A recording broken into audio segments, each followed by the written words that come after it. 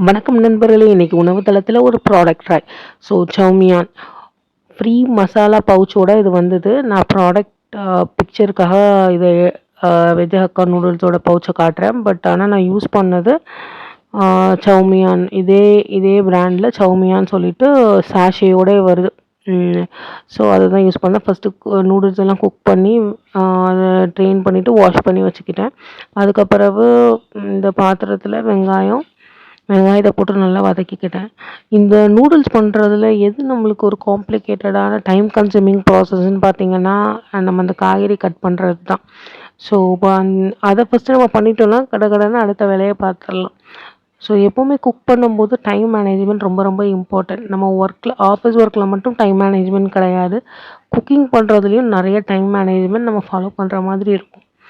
கரெக்ட்டா அத நம்ம ஃபாலோ பண்ணும்போது தான் நம்மளுடைய சமையல் நல்லா அவுட்புட் தரும். ஸோ வெங்காயம் வதங்குனதுக்கப்புறம் கேரட்ட போட்டு வேக வைக்கிறேன். அதுக்கப்புறம் முட்டைக்கோஸ். எது ஈஸியா வேகுமோ, அத வந்து நான் என்ன பண்றேன் அப்டின்னா, வ லாஸ்ட்டா போடுறேன். இடையில நூடுல்ஸ் திருடன் வந்து கொஞ்சம் நூடுல்ஸ எடுத்துட்டு போயிடுவான். அவனுக்கு இதே தான் வழக்கம். உங்க வீட்லயும் குழந்தைங்க சமையல் கம்ப்ளீட் ஆகுறதுக்கு முன்னாடியே அதில இருக்கிற காய்கறி, பழங்கள் இது எதை இடையில எடுத்து சாப்பிடுவாங்க. ஸோ ஆக்சுவலி அவங்க தான் வீட்டையே ரொம்ப லைவ்லியா எடுத்துட்டு போறவங்க. எங்க வீட்ல எங்க மகிழ் குட்டி தான் எங்க லைஃப்ப ரொம்ப ஹாப்பியா எடுத்துட்டு போறான். அண்ட் எனக்கு ஒரு குட்டி பாப்பாவும் இருக்காங்க. அவங்க பேரு அன்பிற்கினியா. அவங்க 1 இயர் ஓல்ட். இப்போ எல்லாமே நல்லா வதங்கி வருது. நல்லா லிட்டு போட்டு மூடி கொஞ்ச நேரம் அது வேகட்டும். அதுக்கு முன்னாடி நான் என்ன பண்ணேன் அப்படின்னா, அதில 2 சாஷே இருந்தது. அதில ஒரு சாஷேய வெட்டி முதல்லயே வெஜிடபிள்ஸ் கூட சேர்த்து நல்லா வேக வச்சுட்டேன்.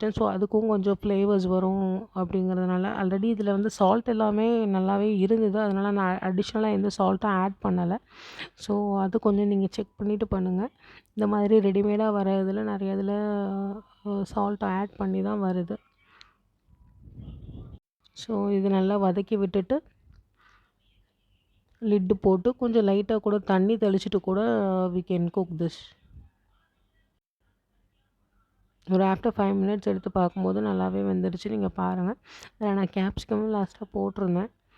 அண்ட் அதுக்கப்புறம் நூடுல்ஸை தட்டிட்டு நல்லா கிளறி விட்டுட்டு கொஞ்சம் தண்ணி லைட்டாக தெளிச்சிட்டு நான் சொன்ன மாதிரி அது அப்புறம் கொஞ்ச நேரம் ஒரு மூடி போட்டு ஒரு 5 மினிட்ஸ் மறுபடியும் வைங்க. அந்த ஃப்ளேவர் எல்லாம் அந்த நூடுல்ஸில் நல்லா அப்சர்வ் ஆகி வரும். ஃபைனலி நம்மளுடைய நூடுல்ஸ் ரெடி ஆயிடுச்சு. இப்போ நம்ம டேஸ்ட் பார்க்கலாம். வித் டொமேட்டோ கெச்சப் நாங்கள் ட்ரை பண்ணோம். It is really good. ஏன்னா கொஞ்சம் மீன் குழம்புல நூடுல்ஸை போட்ட மாதிரி இருந்தது. நீங்களும் ட்ரை பண்ணி பாருங்கள். And keep subscribing, keep supporting உணவு தளம்.